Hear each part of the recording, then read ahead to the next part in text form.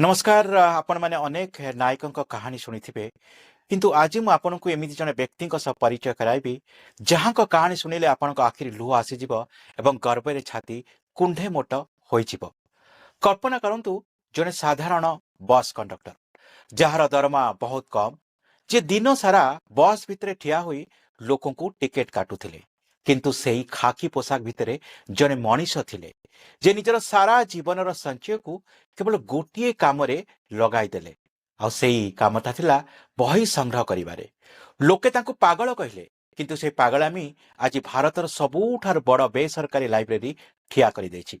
आजिर कहानी हेउची कर्णाटकर मांड्या जिलार अंके गौड़ांकर अंके गौड़ांक यात्रा आरंभ होइतिला गरीबीरु पढ़िबा पई बही नथिला किंतु ज्ञान पई तृषा थिला।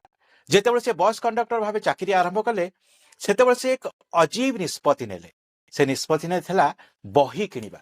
से देखुतिले जे लोक माने पुराना बही गुडकू रद्दी वाला को बिकी देउछंती तांको लागुथिला जे गोटिए बही बिक्री हेबा माने ज्ञानर मूर्त सेति पई से निज धर्मरु प्राय 80% टंका केवल बही किनिबारे खर्च करुथिले।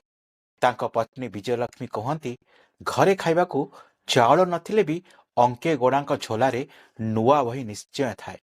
घरे चारिकांत धीरे धीरे बहिरे भरीगला लोके परिहास कले किंतु से कहारी कथा शुणी नथिले तांको पाई बही थिला तांकर देवता। 30 वर्षर संघर्ष परे जन्म नेला पुस्तक माने मांड्या जिलार हरलाहली गाँव में एक विशाल लाइब्रेरी आज ज्ञानर तीर्थ पलटि। आपण जानी आश्चर्य हेबे एठारे 10 लाख रु अधिक बही अछि 20 रु अधिक भाषा रे बही अछि विज्ञान इतिहास साहित्य एवं एमिति किछि पुणा पांडुलिपि जा आपण को कोनोसी म्यूजियम रे भी मिलिबो नाही। अंके गोड़ाजी निजर अवसर कालीन समस्त अर्थ प्राय 22 लाख टंका एही लाइब्रेरी पई उत्सर्ग करिदेले। आज एठारे कोनोसी कंप्यूटर नाही किंतु आपण अंके गोड़ांका स्मरण शक्ति कोनोसी कंप्यूटर ठारू कम नुहे। आपण केवल बहिर ना कहतु से आखि बुझी कहीदेवे से बहीटी केउ थाकेरे अछि। जेतेबेले समाज जानिला जने बस कंडक्टर एभली असाधारण काम करूछंती सेतेबेले चारिआडू प्रशंसार सुओ छुटिला। कर्णाटक सरकार तांकू राज्योत्सव पुरस्कार रे सम्मानित कले किंतु कहानी एतिकिरे सरीनी।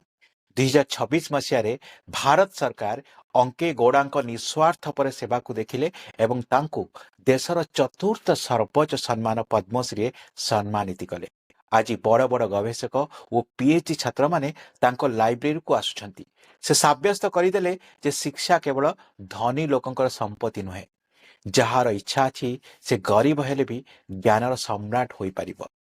आज अंके गोड़ांक बयस 70 वर्ष अधिक शरीर साथी देउनी किंतु मनोबल एबे भी सुदृढ़। से कहती मु रही ना किंतु ए बही गुड़िक आगामी पीढ़ी को आलोक देखाइबे।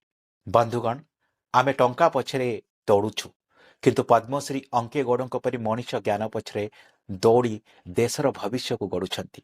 जदि आज कहानी आपण को प्रेरणा देछि तेबे ए वीडियो को शेयर करंतु जेमिति प्रति ओडिया जानि परिबे जे जने कंडक्टर चाहिले भी देश बदलाई दे पारे।